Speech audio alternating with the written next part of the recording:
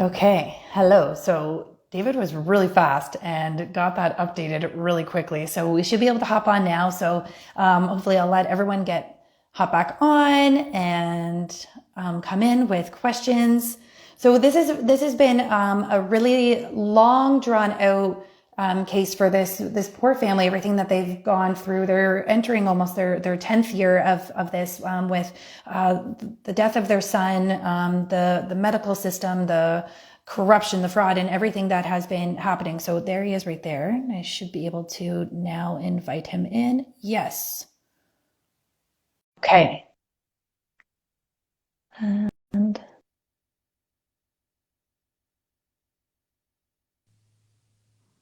oh, oh, there you are. There, I was looking at something else. Perfect.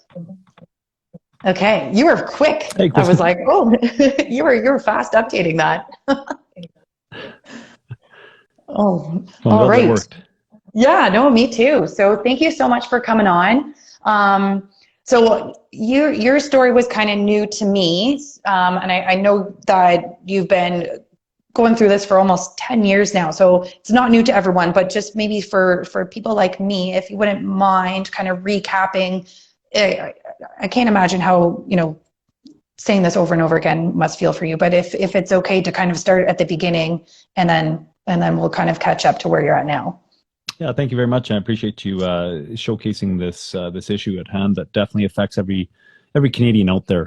Parental rights are at stake here, medical choice at stake here, um, and I appreciate your sensitivity in relation to my sharing the story. As time goes on, it does get easier. The trauma surrounding it definitely becomes a lot less than it was, obviously, back in 2012, shortly after the issue happened, where my son passed away at the hands of the medical system due to medical negligence as well as medical malpractice. There was multiple factors that caused the death of my son Ezekiel at the age of a year and a half. Um, so going back 9 years, 9 years today actually, Oh, is wow. when my wife and I would have found ourselves in the first day. We had been at this point in time probably at the Alberta Children's Hospital for 12 hours at this point in time, trying to figure out what was going on with our son, what caused him to go into respiratory arrest. We had no idea about any medical negligence that had occurred. We had no clue. I mean, the doctors weren't telling us anything, but they were sure, exploiting a lot of information out of us. And we didn't realize that it was for the sake of criminalizing us to cover their tracks and to create a false narrative. And that's exactly what they did. And they did a fantastic job of it. And so basically what took place is our son, he was off and on sick for about 2 weeks. He'd overcome the croup, but then he just seemed to be, a little more tired than normal. And that kind of waxed and waned, but there was nothing that was really alarming. He wasn't showing signs of pain. He was pretty content just, watching cartoons and all type of stuff in bed. And, it came to, Tuesday, March 13th of 2012, and he actually went symptom free for a number of hours. We'd started giving him an electrolyte drink the day previous, and rapidly things changed in the evening after we thought that he went down for a nap and then he was going to wake up in the next morning and be running around bouncing off the walls again, being his normal self. Anyways, what happened is he went into respiratory arrest, and we had no clue why. He woke up from a nap with breathing issues, and it went downhill really quick. He ended up in an ambulance where they didn't have the proper equipment. Alberta Health Services had taken over the ambulance services about a year previous to that, and somebody read into the protocols wrong. It appeared, anyways, that certain equipment didn't belong on the ambulance, and that was equipment that was necessary for any toddler of about my son's size to have if they ever needed to achieve an airway. So as you can imagine, we meet up with this ambulance on the highway because we live out in the country, and he goes in that ambulance for 8.5 to 12 minutes, and this is where it gets a little dicey because the evidence is not lacking; it's conflicting. There's some evidence that says that he went for 12 minutes without oxygen, and there's other evidence that says that it was only 8.5 minutes, but it was at minimum 8.5, maximum 12 minutes with no oxygen whatsoever in that ambulance. Now that's generally a death sentence. However, what we discovered over time is that when they were transporting him from the small rural hospital that we were at to Alberta Children's Hospital, the top hospital in Alberta, during that transport, they got the results of a blood test that showed that he had hyperkalemia. And hyperkalemia can actually create respiratory paralysis as well as cardiac arrest. And so he ended up going into that crisis because of elevated potassium, which is easily correctable. And had he not gone 8.5 to 12 minutes without oxygen, it would have likely been that, they would have, dispatched him or not. They would have sent him back from the hospital a few days later after everything was in order. And so during transport, they discover this and they treat him with calcium chloride, and it's successful. And suddenly he starts to breathe on his own again, and he no longer requires near the amount of epinephrine to keep his heart going. He's down to 25%. Within minutes, they had to decrease him rapidly because all of a sudden, all functions started to return. And they were concerned that he was going to pull his intubation tube out, so they hit him with rocuronium bromide, a paralytic medication. That, their narrative, they say he was dead upon arrival and that he never revived, but you'd never give rocuronium bromide to a dead patient. You don't need to paralyze a dead patient. They're already paralyzed. And so they gave that to him, but it's contraindicated for electrolyte imbalances such as hyperkalemia, and it can cause cardiac arrest. And all of a sudden, he plummeted rapidly, and all of a sudden we went into a black hole of evidence. All the medical evidence disappeared for a full hour after that point in time. Something heinous happened that would have given us an idea as to what was happening in relation to him and why he died. And they hid it. They covered it up. They destroyed evidence. And we've never seen it to this day. And then they charge us almost a year later after a falsified autopsy report comes out saying that he had bacterial meningitis that was vaccine preventable. And so we end up in courts with them. So this is 2013 that they charge us. In 2014, the Crown prosecution makes it known to us that they're going to try to set a precedent here in Canada that they're going to hold parents criminally liable who don't vaccinate their children if anything, any harm comes upon them. Not death, just harm. And endangerment. It's actually an endangerment charge, failing to provide necessaries of life.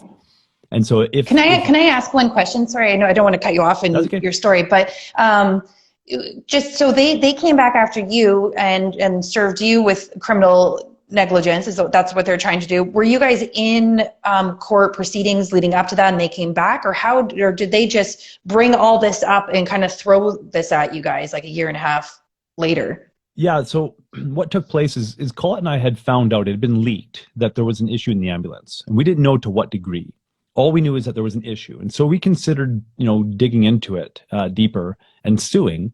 But we realized it didn't matter, how much money we could have possibly gotten. Reliving that in the court system would have just created more harm than it did good. Yeah. And so we just let it be. So, basically a year later, they come back and they charge us with a criminal negligence type charge. It's a lesser charge, but it's in line with criminal negligence. Generally, it's actually accompanied by criminal negligence. So failing to provide the necessaries of life is a very similar type charge. And so they charge us with that. But the irony of it is that by them pulling the equipment out of the ambulance, now this is where it gets really dicey because the paramedics knew they needed that equipment and had actually been requesting it for a year previous, and Alberta Health Services refused to honor that request until 1 week after the passing of my son.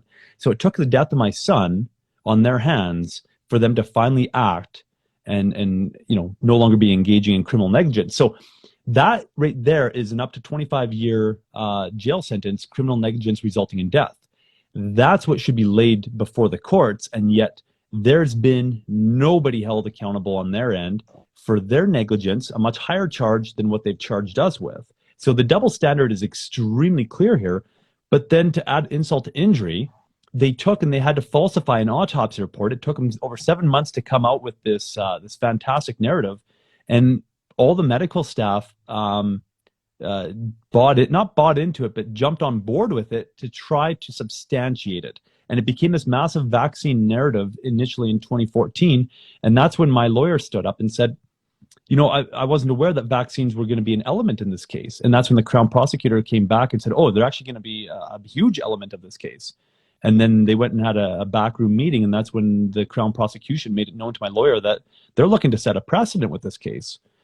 So, being quite involved in the natural health industry and having a lot of connections, my father having been involved in the natural health freedom movement for many years previous to that, we were able to connect with a number of individuals. And what eventually happened is we hired Dr. Tony Bark as well as Dr. Tetjana Obek-Hanich. I'm having trouble in there. Anyways, and so and we came up with a defense, and the science was on our side, like significantly. So what happened is when we got to trial proper in 2016, the Crown prosecution last minute decided to drop the whole vaccine portion of the case and just make it an attack on natural health and choice of care here in Canada. That if you favor natural health or natural naturopathy or homeopathy or Ayurvedic or Chinese medicine or whatever it may be, if you favor that over Western medicine, you're walking in dangerous territory that you may find yourself charged as a parent for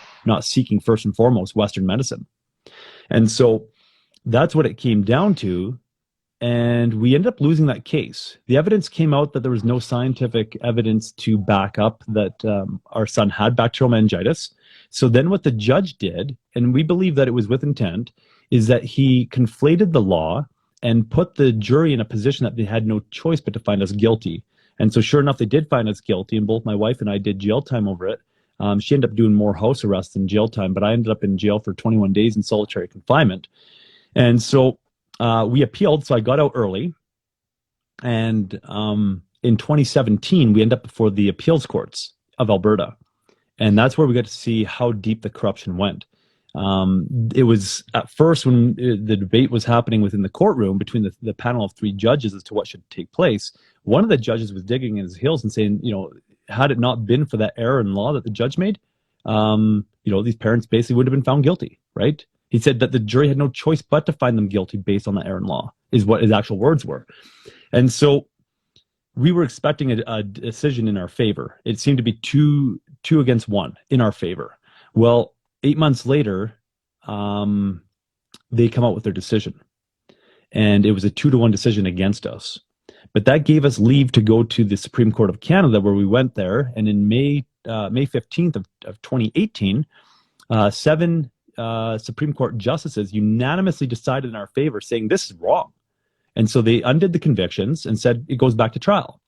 We go back to trial. By this point in time, we'd spent over $1 million getting to this point in the game. And we're broke at this point. Like we just, right? You can't draw water from a rock. And so I end up self-representing, and my wife basically ended up as a charity case, having 3 different lawyers represent her as their schedule dictated. So they would just kind of fill in. They'd watch me cross-examine. They'd get familiar with the case, and then they would come in and clean up after me. And so we ended up doing that, self-representing, and my wife getting that assistance because she was in no position to take a stand against these liars, really is what I'm going to call them, because that's exactly what they were doing. And this time, what they did is the Crown prosecution cherry-picked their witnesses because there was a number of doctors that, even though they were lying in the first trial, they weren't willing to go to great lengths and expose themselves. But there was one doctor out of Alberta Children's Hospital who was willing to absolutely go against the grain. She was the least experienced doctor out of all of them, and yet she was speaking authoritatively against the evidence that was before the court, saying that he definitely had bacterial meningitis when the radiologist report said there's no evidence of meningitis in relation to the swelling of the brain and all that, that it was actually in line with hypoxic injury. And my son had experienced a significant degree of hypoxic injury due to the inadequate blood pressure that they had achieved for a significant amount of time during transport, as well as the 8.5 to 12 minutes with no oxygen. So she was willing to completely lie. So they cherry pick her and they omit having all the other doctors on hand. So they're choosing the biggest liars. And then they chose, obviously, the individual, the medical examiner who falsified the autopsy report in the first place. And this is how the trial proceeded in 2019. And so we just ripped him apart because by that point in time, I had a team working behind me, my brother heading it up. We had a significant amount of time to go over the evidence and to identify that there was multiple factors, including a saline overdose that caused hypernatremia, which causes osmotic demyelination syndrome, where the neurons in the pons area of the brainstem are literally just shredding, right? Which is going to eliminate all motor activity, all regulatory function in the body, you know, blood pressure, heart rate, all that type of stuff, breathing rate, all gone. And so we were able to identify all these factors and literally just expose them for their lives. So of course the judge is going to rule in our favor, because none of the Crown's witnesses were seen as credible whatsoever by the time that we were done shutting them with the truth, with their own evidence that they didn't realize that we had or that we could comprehend. And so anyways, that takes place. We're acquitted in September of 2019, but then the Crown appeals it in October of 2019, and we finally got to the appeal courts, interestingly enough, on June 11th, 2020. And the reason why that's interesting is that that's my birthday. And so now for the third year in a row, the Crown had scheduled on my birthday court proceedings from 2018, 2019, and 2020. So it just shows that they're playing dirty. They're trying to, it's a psychological operation that they're trying to just break you. If only they realize I just don't care.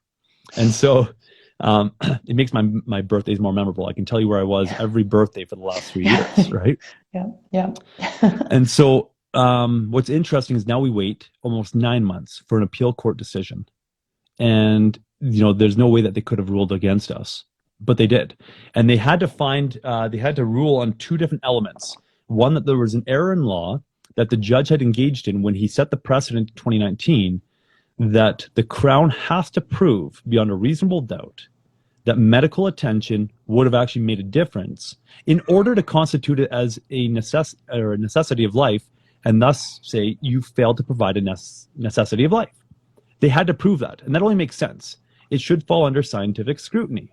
However, what the appeal court decided was that no, based on the virtue that it's Western medicine, it's a necessary of life, right? So now they don't need to use any scientific evidence to say, look, let's say hypothetically it was over vaccine. They say, hey, you endangered your child for not vaccinating, right? And so now you're going to be held criminally liable. Well, you should be able to use scientific scrutiny to say, look, there's no endangerment because there's no evidence to support that this would have prevented any harm from happening to my child or death. But now you don't have that opportunity. By nature, it is a necessary of life, and you withholding it makes you criminally liable. That's where they wanted to go. And so that's what they decided in this appeal court decision. Now, that wasn't enough for them to overturn the decision and send us back to trial, making it now basically 10 years of litigation against us. Wow. So what they had to find is that the judge was biased against this Nigerian medical pathologist who falsified the autopsy report. So they'd have to rule in favor of his evidence and basically say, you know, the judge was biased and that's why he didn't receive his evidence. Not because his evidence had no scientific backing to it, but because, you know, you should have just accepted it. He was the one who did the autopsy. So what they had to do is falsely establish that there was a bias. And as a result, they actually had to omit clear, concise evidence that we had provided to the appeals courts almost a year previous to them rendering this decision. So what that was we brought up the issue that this Nigerian doctor was next to impossible to understand, that you just couldn't understand him. And if you can't understand the evidence, what weight can that evidence have? And so we brought up that concern, and I actually brought that concern up 3 months before the trial even commenced during a voir dire. I brought that evidence up and said, look, you want to bring him up in CCTV, this is going to make this issue far worse, his comprehensibility. And so I brought that forward saying he's extremely hard to understand and it's going to frustrate the courts in essence. So I brought that evidence forward, and the Crown prosecution actually even agreed with me that he has a very strong accent, but sometimes that, you know, the transcriptionists get good transcripts and we can use those transcripts, is what they were saying. And so they concurred, but yet what the appeal courts had to decide by omitting that evidence is that the judge was the individual 3 months later who brought that concern up, and that he fueled a fire that we then went off of saying, we can't understand him, don't qualify him as an expert witness. And so they laid that on the judge saying it was his fault, when in reality they had evidence that showed that I took major concern over that 3 months previous to the trial even beginning. And so they outright lied. there was a panel of 3 judges actually it's the top judges in Alberta. It involved the Chief Justice of Alberta in the top court of Alberta. That's your top judge in all of Alberta, was the one who rendered that decision. She's no slouch.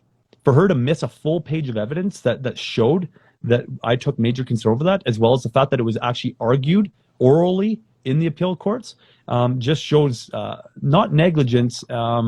It's with willful intent to shroud the issue and to come to a decision that's not based on the evidence before the courts. And so in doing that, what they did as well is they opened up the whole vaccine issue again, because they also, as a finding of fact in essence, determined that Ezekiel's death would have almost certainly been avoidable had he been vaccinated. Now, here's the interesting thing, is that in all the trials, in all the information that the appeal court justices had available to them, they couldn't actually draw that inference from any of the evidence over the last number of years through all the court proceedings. Not one medical professional was willing to make such a bold statement as that. So I'm not sure how these justices, who are not medical professionals, could possibly come to that conclusion, except with an ill intent towards parental rights and medical choice here in Canada, basically establishing that vaccines are a necessary of life and that, you know, our son wouldn't have died had he been vaccinated. Yeah. That, like, where to even go after that? So, and that's kind of where you're at right now, right? This was just kind of like the most recent, that's what you're kind of dealing with now. And I think you had mentioned kind of like the backstory too, is that one doctor who falsified the claims is also being investigated, like that he might not actually even be a doctor, right? Like, and he's being investigated in 2 other states and all these things as well. Is he the one that falsified the autopsy at the very beginning of all this? Yeah, so what he did is, in order to get the false positive that he could actually try to substantiate bacterial meningitis, he actually had to use a PCR test. Now, many of us are aware of the faultiness of PCR tests, and that you will find a false positive. Basically, you find what you're looking for, whether it exists or not with a PCR test. And so he used a PCR test. Now, we actually have correspondence between him and the microbiologist who is performing the PCR test. And the microbiologist actually said, you can't use this. It's not approved for the testing of cerebral spinal fluid other than for research purposes. So you can't use it for, convicting somebody or coming to a diagnosis of death. You can't do that. And we have that email correspondence. Now, what we don't have is the actual form that states or that lists the protocols that were undertaken in relation to the PCR test. So there's actually no evidence that the test took place for them to come up with Haemophilus influenza, and then for them to say Haemophilus influenza type B vaccine would have corrected that, which is a fallacy in itself, because Haemophilus influenza type B vaccine, the Hib vaccine, is for Hib. And they couldn't even get with their false positive a type of what the Haemophilus influenza was. And it was I'm trying to think, scant is what they found was scant amounts of Haemophilus influenza. Now, if somebody died from overwhelming bacterial meningitis, there would be overwhelming amounts of evidence, not scant. Not right? scant, yeah. And so what they didn't test for was viral meningitis. What they didn't identify was the fact that when my son went into autopsy, that the viral meningitis that he had at that point in time, because it was later proven, all the evidence showed that it was likely viral meningitis, that it was so underdeveloped that it wouldn't have actually created any complications in an individual at that point in time. So the evidence that came forward that this medical examiner had to testify to, as well as the former chief medical examiner of Alberta that we had testify, is that there's a possibility, based on all the antivirals, all of the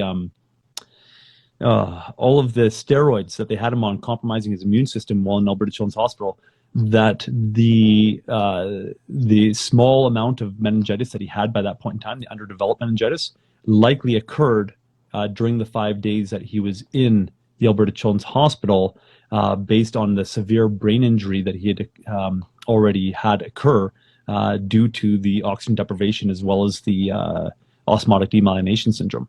It was an immunocompromised area with severe damage, so it'd be prone to infection and pus buildup. And so it's quite likely that that actually developed because he had no symptoms of the viral meningitis previous to the hospital, but he did have the symptoms that lined up just about perfect with an electrolyte imbalance. That's why the waxing and waning and the subtle symptoms for the week previous off and on that that he didn't demonstrate any pain. Whereas a child with meningitis that's going to die from it would have such extreme intracranial pressure that you wouldn't be able to miss it as a parent. That child would be showing significant signs of pain. Yeah. And yeah, the back arching and the cries and the neuro and all the things like that, which was not your case. So that was kind of like falsified, that in that doctor's like, that's a whole other story. If people want more, you've been doing daily live updates on your Instagram page. Well, not daily, but you've been doing updates. So and dissecting each one of the pieces of corruption. You've been doing a video on it, dissecting it further. So if you do want more information, you can follow, is it Stand for Truth, I believe, is Instagram. I'll put it there. So people can go to your Instagram page and follow along your story. But where we're at now, I think it's really important to get the message across of like why this is happening now to you guys and what that means for the rest of Canadians. And I think that's kind of where you're at in trying to get this part of the message out, I believe. Exactly. Mm-hmm. If this just impacted my wife and I wouldn't really be, making a whole lot of noise about it, right? But the fact that this is actually a precedent-setting case here in Canada that only stands to significantly remove parental rights and medical choice here in Canada, and to basically bring in vaccine mandates through a different avenue than what we anticipated, because we often think it'll come through legislation, through acts of parliament. But this is actually sidestepping it. What it's doing, it's coming through the back door, creating criminal liability. So, you're not mandated to vaccinate, but if you don't, you might go to jail, right? Yeah. And so the fear in itself is a form of compulsion. And so that's where they're looking at going with this. And so what we need to do, we're hoping to be able to get to the Supreme Court with this, to have it overturned once again through a court that actually honors the truth. Because all the Alberta courts, we've been in and out of the Alberta courts for just about 9 years now, and we've seen 2 judges that have been upright and decent individuals. 2 judges out of, I think we're working at 6, 7, 8 judges, something like that now. Actually, no more than that. Just there's 6 alone within the appeals courts that we've dealt with, and yet there was only 1 judge out of the appeals courts that was decent, that was actually able to speak the truth and willing to take a stand for it, in opposition to his colleagues. And then there was 1 judge in 2019 who ruled in our favor and didn't bar us from bringing evidence forward, whereas all the other judges have attempted to suppress the evidence. When we go to bring it forward, they stop us. They get irate about it. They're playing cover for other government state agencies, and it's absolutely wrong, because there's at stake here is millions and millions of dollars worth of lawsuits in relation to wrongful death, and then the cover up of it, conspiracy, all of that. There's people that should really be going to jail over this. There's actual criminals involved in this case, but it's not who the media makes it out to be. And so we're hoping to get this overturned at the Supreme Court so that it's not sitting here hanging over everybody else's heads. Every other parent who wants to do the right thing for their children, that they should have the right to do that they should have the right to choose. Who knows better than the parents what their children's needs are? And yet they're trying to undermine that and say, Western medicine is your God, and you need to bow down and worship it, and you need to submit your children to it. And that's absolutely wrong. Why should we have to poison our children just for the sake of not going to jail? So that's what we're looking at doing here. So we're moving forward there. And so, there's 3 main elements to this, is that, we need to get this overturned. We need to, people need to pray for support. I mean, we're living in dark times, like extremely dark times. And we're up against some significant evil. And it's but by the grace of God that we're going to get through this. And I'm not just talking about me and my wife, I'm talking about all of us.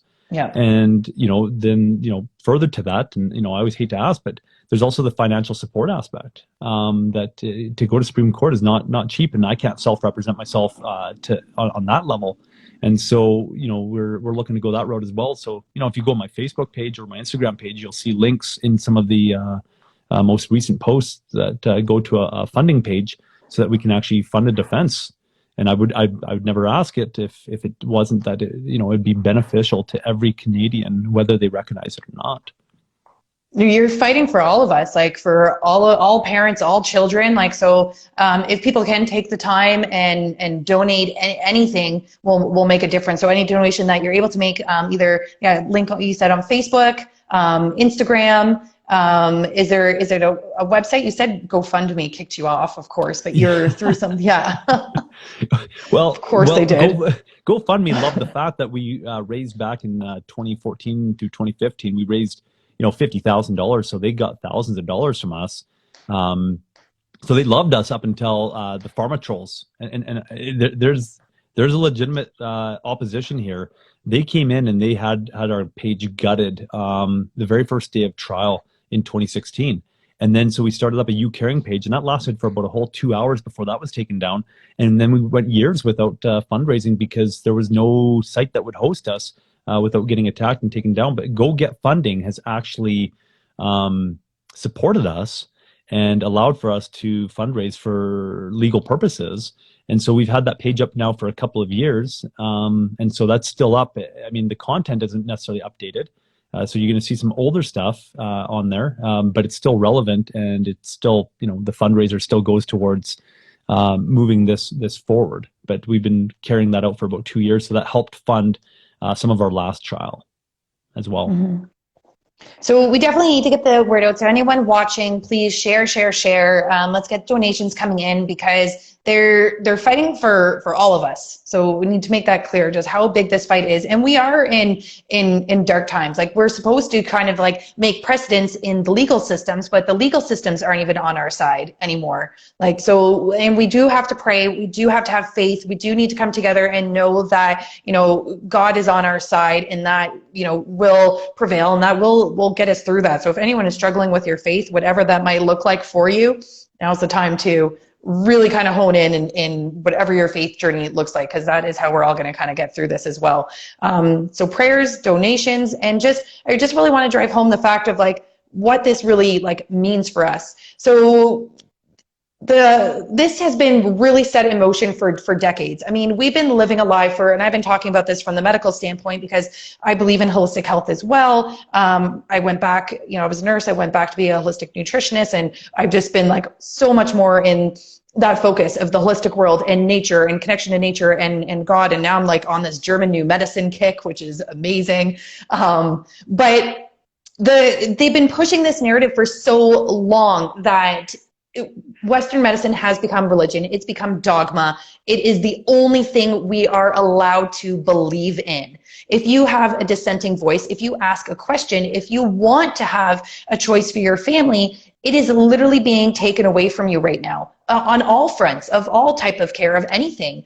I mean, they've infiltrated birth. They've infiltrated, every aspect with our kids, every aspect of our health. And this is them pushing this even further of medicine, of sick care, of pharmaceuticals, of injections. And I hope people are really realizing just how much this is coming in like fast and heavy right now, with this push on the medical system, with these experimental biologic gene therapy injections that are coming out right now. Like, they are going to make this mandated, and they're going to do it in a way that you're saying. So maybe it won't be a mandated law, but they are going to hold parents criminally accountable for you actually brought up on the phone a really great example. So not just the injections they'll like hold us accountable for as criminals, but I really appreciated that example you had on the phone about if your child has depression or something like that. So I don't know if you want to kind of share that. That was a really good example just of like, this is just about injections. This is about all medical care.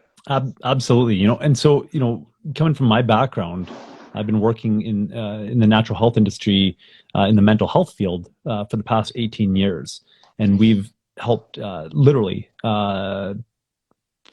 it's got to be over 100,000 people at this point in time come off psychiatric medications. And so we have a great level of expertise in working with people with psychiatric medications. But what's interesting is in relation to, childhood disorders, parents will not be able to read into it properly, whatnot. So let's say that a parent sees some signs. They see some, maybe the child voices that has some suicidal thoughts, and you're thinking, well, it's pretty typical for adolescents, right? They're going through hormonal changes, their life is changing, whatever. Well, let's say that that child goes and, unfortunately kills himself.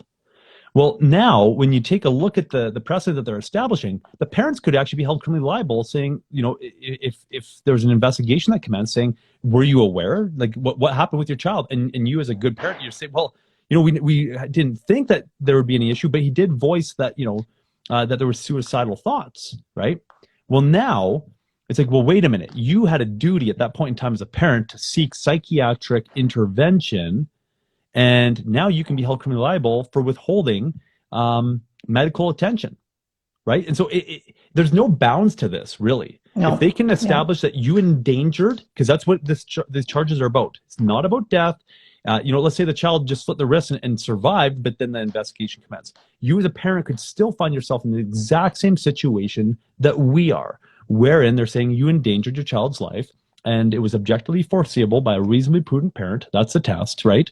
What would a reasonably prudent parent do in the similar circumstances? They then go and they doctor the narrative and exploit it, make it look like you're really bad, so that a jury would likely find you guilty, because they're not going to see you on the same, on the same level as them. They're going to be like, wow, what kind of parents are these? Because they're going to conflate the evidence. And so, anyways, that's the type of situation that parents can find themselves in. And it's in relation to all Western medicine. It's not specific to vaccines. It's not specific to antibiotics. It's not specific to any of that. They can go down this road in relation to any aspect of Western medicine, which, by the way, and we've heard it numerous times in the courtrooms, how they refer to it is as the Criminal Code approved standard of care. It's the only Criminal Code approved standard of care. So what's interesting is it doesn't matter how much evidence natural medicine may have. It's not a Criminal Code approved standard of care. Only Western medicine is. And as soon as you don't abide by that, now you're outside of the Criminal Code of Canada if anything takes place. Yeah, and that is terrifying. And I think people really should wrap their head around about just what that actually means to our medical freedom, medical transparency, informed consent, having, rights over our children. And we're seeing like these messages and conditioning happening in the school system and happening with our kids. Like it's getting, to have vaccine exemptions are getting harder right now with the masks. If your child is not wearing a mask, it doesn't matter about medical exemption or anything. At this point, you're getting kicked out of the school. They are now saying in Ontario, a message went out that if a child is not wearing a mask, CS or Child Protective Services or CAS should be called on these parents for not putting a mask on their child. And so they're totally twisting, what normally would be considered child abuse. They're twisting to what that is, right? They're encouraging, children to isolate alone in their rooms. And they also said that a medical exemption is, just for the fact that maybe you don't believe in wearing masks is not good enough. And so like they're starting these little things, right, to kind of like make the parents look like the bad guys. And they're also saying, if you're at school, that's consent. Doesn't matter what your parents think. If you show up at school, that's consent to whatever, treatment might be available. They're looking at getting, and we saw this narrative come out in March. It was kind of coming out with these different rules about allowing people to come into your home. And that was kind of getting pushed too. And that was kind of scary. And I think a lot of people pushed that aside.